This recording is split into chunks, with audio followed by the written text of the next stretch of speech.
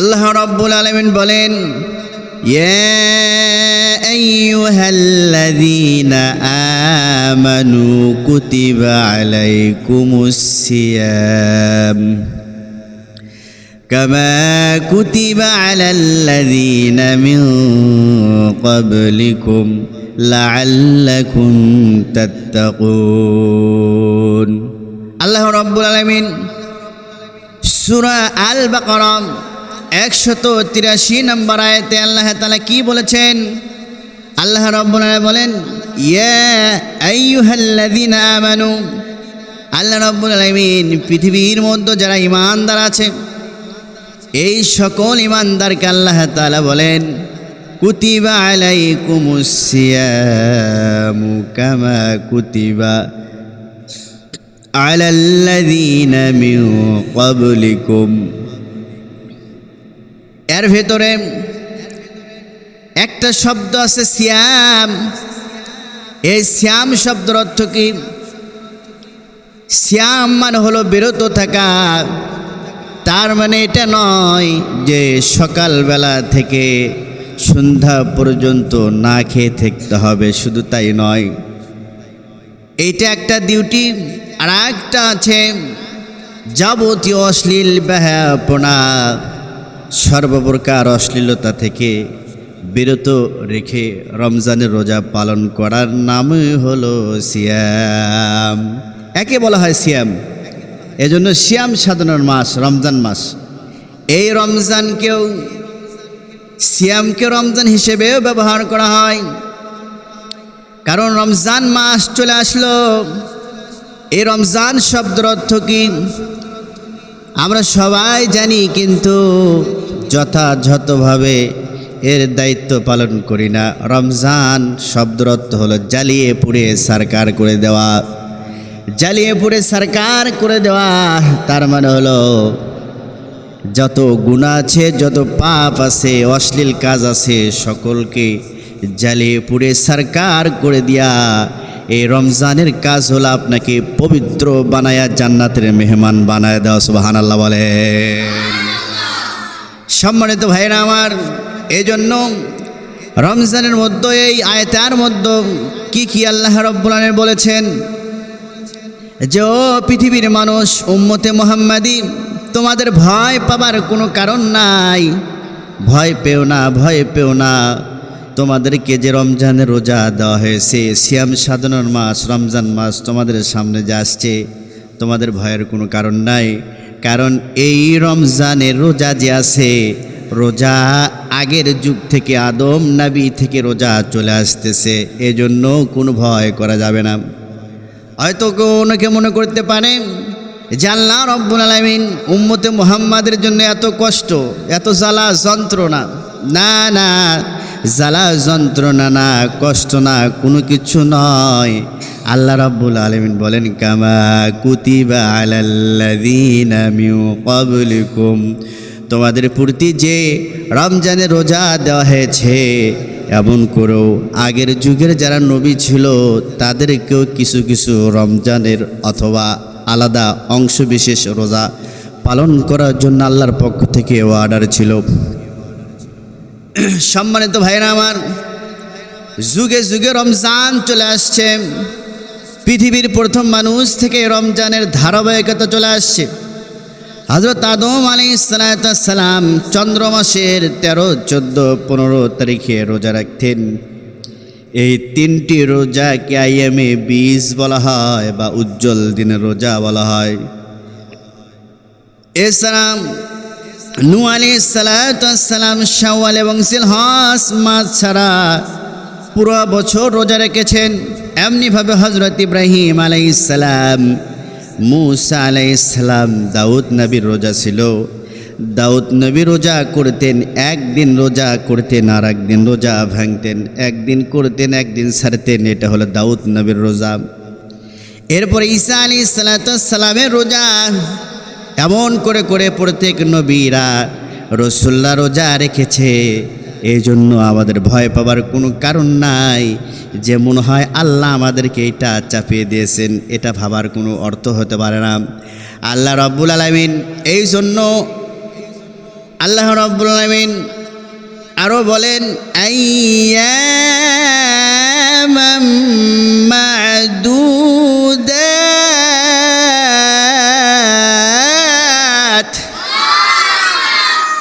আল্লাহ রাব্বুল আলামিন বলছেন, ও পৃথিবীর মানুষ, তোমরা ভয় পাবে না, টেনশন করবে না। আইয়ামাম মা'দুদাত, তার মানে হলো নির্দিষ্ট কিছু সময়ের জন্য রোজার ডিউটি তোমাদেরকে দেওয়া হয়েছে। এই ডিউটি যথাযথভাবে যদি তোমরা পালন করতে পারো তাহলে তোমাদের জীবন ধন্য হবে, নিষ্পাপ হয়ে যাবে এবং জান্নাতের দরজা তোমাদের জন্য খোলা হয়ে যাবে। সম্মানিত ভাইরা আমার, এই আয়াতের মধ্যে তাহলে কুতিবা আলাল্লাযীনা মিন ক্বাবলিকুম, পূর্বে যারা ছিল তাদের রোজা ছিল, তাদের রোজাটা আলাদা, আমাদের রোজাটাও আলাদা। সম্মানিত ভাইরা আমার, এই আয়াতের যে শেষে আল্লাহ রাব্বুল আলামিন বলেছেন লাআল্লাকুম তাত্তাকুন।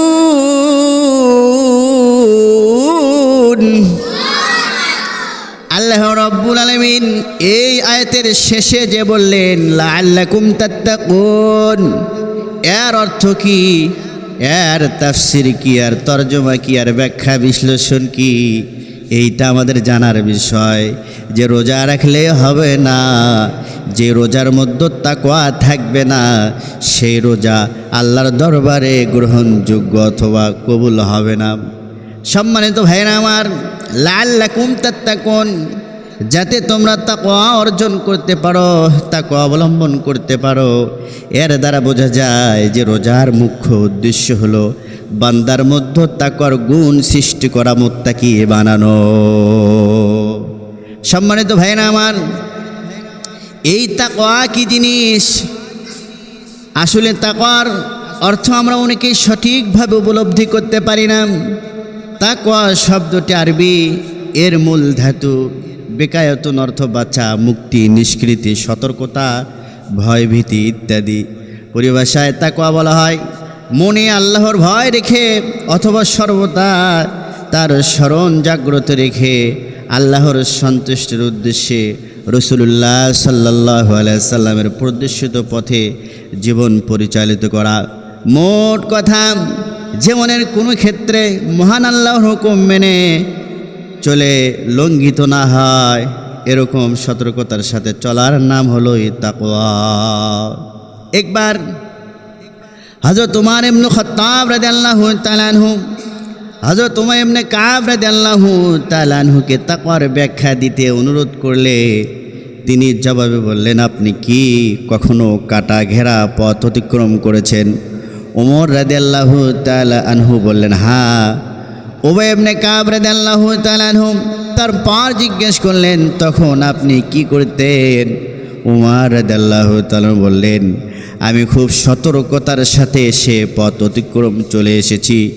হযরত উবাই ইবনে কাব রাদিয়াল্লাহু তাআলা আনহু বলেন, একেই বলা হয় তাকওয়া। সম্মানিত ভাইরা আমার, জঙ্গলে, গহীন জঙ্গলে যদি যায় আর কাঁটাযুক্ত যদি কোনো গাছ থেকে থাকে, অবশ্যই মানুষ ওই কাঁটাযুক্ত গাছকে হাত দিয়া দিয়া সরিয়ে সরিয়ে পথ অতিক্রম করবে। ঠিক তেমনিভাবে পৃথিবীর জমিনে চলতে হলে, তাকওয়ার সাথে চলতে হলে যত প্রকার অশ্লীল আছে, বেহায়াপনা আছে, সকল প্রকার অশ্লীলতা, বেহায়াপনা আলাদা করে দিয়ে পবিত্র অন্তর নিয়া আল্লাহর দরবারে হাজিরা দেওয়ার নামই হলো তাকওয়া। এজন্য আমার ভাইরা আমার, গভীর মনোযোগ দিতে হবে তাকওয়া সম্পর্কে। হাদিস শরীফ থেকে শুনেছি, عن أبي ذر الغفاري رضي الله تعالى عنه قال قال رسول الله صلى الله عليه وسلم اتق الله حيثما كنت واتبع السيئة الحسنة تمحها وخالق الناس بخلق حسن। হযরত আবু যর গফারি রাদিয়াল্লাহু তাআলা বর্ণিত, তিনি বলেন রাসূলুল্লাহ সাল্লাল্লাহু আলাইহি সাল্লাম আমাকে বলেছেন, তুমি যেখানে থাকবে আল্লাহ তাআলাকে ভয় করবে, তাকওয়া অবলম্বন করবে। কোনো কারণবশত পাপ কাজ হয়ে গেলে তারপর ভালো কাজ করবে। তা তোমার পাপকে মিটিয়ে দেয়। এই জন্য আল্লাহ রাব্বুল আলামিন সূরা হুদ 114 নম্বর আয়াত আল্লাহ তাআলা বলেন, ইন্নাল হাসানাতি ইউযহিবনাস সাইয়্যাত।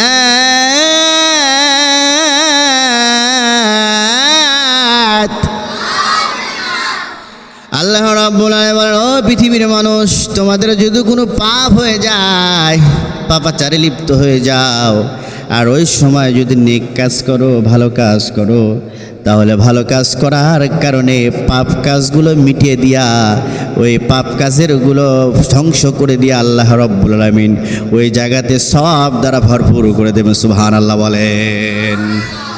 সম্মানিত ভাইরা আমার, আল্লাহ রাব্বুল আলামিন বলেন সূরা হুজরাত 13 নম্বর আয়াত আল্লাহ তাআলা বলেন, ইন্না আকরামাকুম ইনদাল্লাহি আতকাকুম। আল্লাহর কাছে তোমাদের মধ্যে তারা অধিক সম্মানিত যারা তোমাদের মধ্যে বেশি মুত্তাকি। তাহলে যাদের মধ্যে বেশি তাকওয়া আছে সেই ব্যক্তি হলো আল্লাহর কাছে সবচাইতে সম্মানিত ব্যক্তি হলে ব্যক্তি বলে বিবেচিত হবে। এই জন্য তাকওয়া অবলম্বন ছাড়া আমাদের রমজান রোজা কবুল হওয়া খুব কঠিন। সম্মানিত ভাইরা আমার, عن أبي هريرة رضي الله تعالى عنه قال سئل رسول الله صلى الله عليه وسلم أي الناس أكرم قال أكرمهم عند الله أتقاهم। আবু হুরায়রা রাদিয়াল্লাহু তাআলা একটা হাদিস বর্ণনা করেন, তিনি বলেন, একদা রাসূলুল্লাহ সাল্লাল্লাহু আলাইহি সাল্লামকে জিজ্ঞেস করা হয়েছিল যে কোন ব্যক্তি সবচেয়ে বেশি সম্মানিত। তিনি বললেন, তাদের মধ্যে যে ব্যক্তি অধিক তাকওয়াশীল আল্লাহর নিকট সেই সবচেয়ে সম্মানিত এবং তাকওয়াওয়ালা ব্যক্তি। আল্লাহু আকবার। সম্মানিত ভাইরা আমার, আরেকটি হাদিস শুনে দিই। আন সামুরা রাদিয়াল্লাহু তাআলা আনহু قال قال رسول الله صلى الله عليه وسلم الحسب المال والكرم التقوى। সামুরা ইবনে জুনদুব রাদিয়াল্লাহু তাআলা আনহু বর্ণিত, তিনি বলেন রাসূলুল্লাহ সাল্লাল্লাহু আলাইহি সাল্লাম বলেছেন, বংশ গৌরব বা অভিজাত্য হলো ধন সম্পদ, আর সম্মান তাকওয়া অবলম্বন করা, আর সম্মান হলো তাকওয়া অবলম্বন করা। এই জন্য তাকওয়া ছাড়া আমাদের রমজানের রোজা কবুল হওয়া খুব কঠিন হয়ে যাবে। এই জন্য আমরা যদি তাকওয়া অবলম্বন না করতে পারি তাহলে আমাদের রোজা আল্লাহর দরবারে গ্রহণযোগ্য হবে না। সম্মানিত ভাইরা আমার, একেই বলা হয় তাকওয়া বা খোদাভীতি, অর্থাৎ ঘরের বাইরে, মাঠে, ময়দানে, বনে, জঙ্গলে, সকল স্থানে, সর্বাবস্থায় একজন মানুষের অন্তরে এ অবস্থা জাগ্রত থাকা যে আমি যা করছি আল্লাহ তা দেখছেন। এক জামানা এমন ছিল যে একজন রাখালের ভেতর তাকওয়া ছিল। আজ অনেক শিক্ষিত লোকের মধ্যে তাকওয়া পাওয়া যায় না। নবীজির যুগে কত রাখাল ছিল, তারা ইবাদত করে মুসলিম হয়ে জান্নাতের মেহমান হয়ে গেল। আর আজকে দুঃখের বিষয়, অনেক মানুষের টাকা আছে, অর্থ আছে, সম্পদ আছে, বাড়ি আছে, গাড়ি আছে, সব কিছু আছে, কিন্তু তাকওয়া না থাকার কারণে সে ইবাদত থেকে ছিন্ন ভিন্ন হয়ে যাচ্ছে। সম্মানিত ভাইরা আমার, যারা মেম্বার থাকবে তাদের তাকওয়া থাকতে হবে। এরপর যারা চেয়ারম্যান থাকবে তাদের তাকওয়া থাকতে হবে। এরপর যারা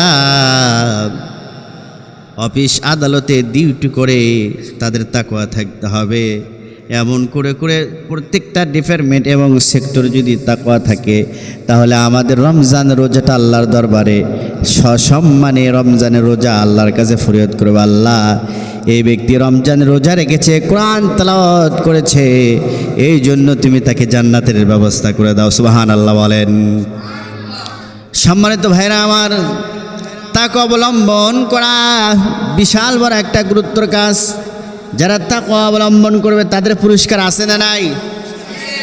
সম্মানিত ভাইরা আমার, তাকওয়ার পুরস্কার সূরা কাফ 31 নম্বর আয়াত আল্লাহ তাআলা বলেন, ওয়াউজলিফাতিল জান্নাতু লিল মুত্তাকিনা গায়রা বাঈদ।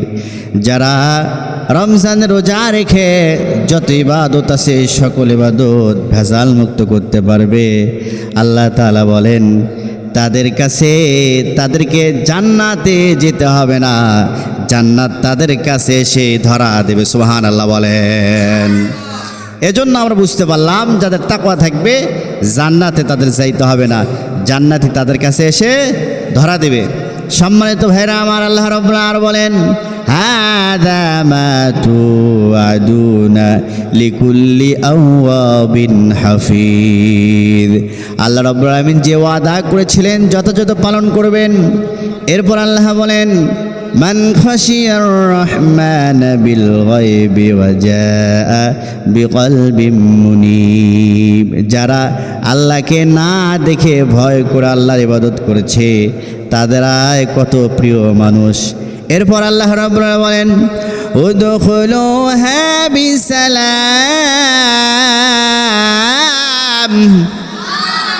আল্লাহ রাব্বুল আলামিন ও তাকওয়াশীল ব্যক্তি তোমরা কোথায়? উদখুলুহা প্রবেশ করো বিসালাম, শান্ত মন নিয়ে এক ধ্যানে এক মনে।